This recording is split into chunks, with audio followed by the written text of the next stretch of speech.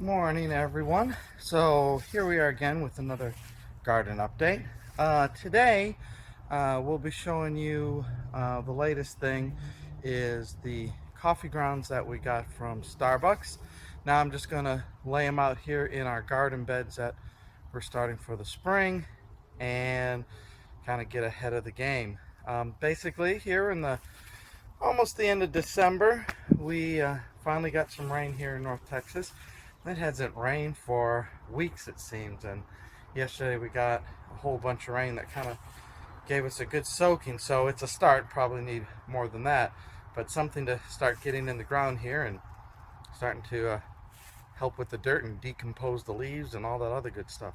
So anyways, let me show you what I got here for the coffee grounds. All right, so here's our 4 raised beds that we've assembled here in the last couple days. And I don't know, but this is my Christmas vacation for the next couple weeks here. And so while other people may be shopping for those last minute gifts, my vacation is preparing garden beds. Because if you're going to do this as a hobby, boy, it sucks the time right out of you. So anyways, here's one of the bags that we got from Starbucks. Basically, you just kind of go in probably after the morning rush, ask them if they've got any coffee grounds. They usually do. They throw them right out.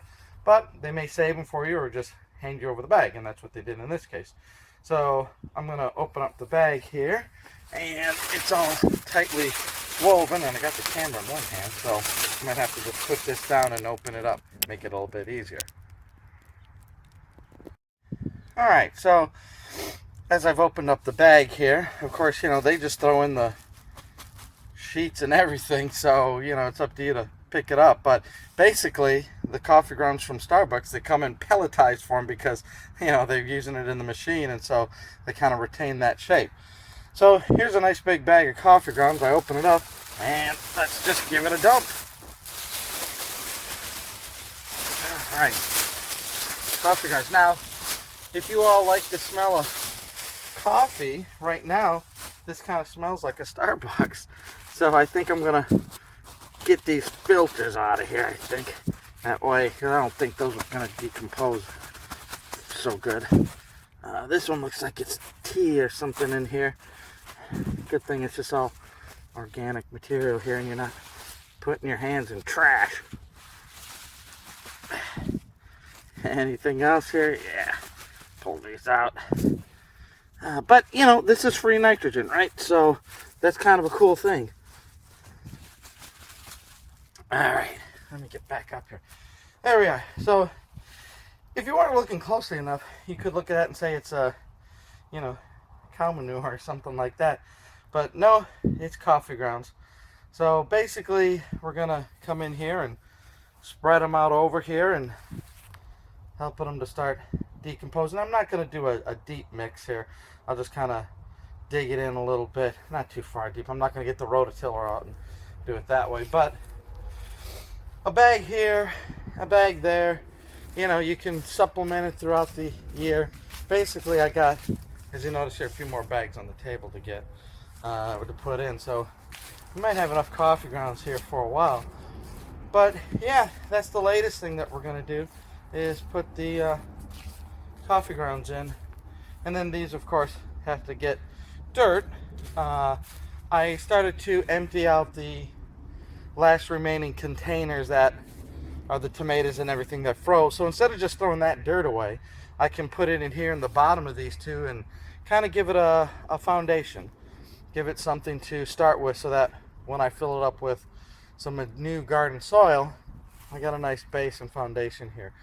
So yeah, it's a kind of a cold, chilly December morning here, and so we'll get some things away before then it gets even colder or rainier. The next addition for the garden beds, I think, are going to come over here where the potatoes were. I had the sweet potatoes and those in containers, but since I've taken those down, I think I'll build up this area for regular potatoes and sweet potatoes and give it more room to grow than the buckets. They did so well here. We'll give it some bigger raised beds and we'll be able to expand. Of course, the blackberries are just kind of going in their dormancy, they'll start to come to life in the spring, and so there's enough room for them to grow. And then I sure would like to put some more berries there. Raspberries, I think, maybe the next garden bed to come up. Since the berries don't grow a deep root, they're kind of shallow. I didn't really make these bins very deep. These are about 8 inches high compared to the 12 that the vegetables, the root vegetables, they need a deeper box. So anyway, here's the latest update, and I'm going to get these coffee grounds spread out and start there. All right. Okay, so spread out the initial bags of coffee grounds into the beds, and it smells like a Starbucks back here because coffee grounds are pretty powerful, and we got those spread out and a good start. Now every so many days you can go back, pick up a few more, and really enrich your soil. Now the question is there too much of a good thing? Can you put too many coffee grounds in it?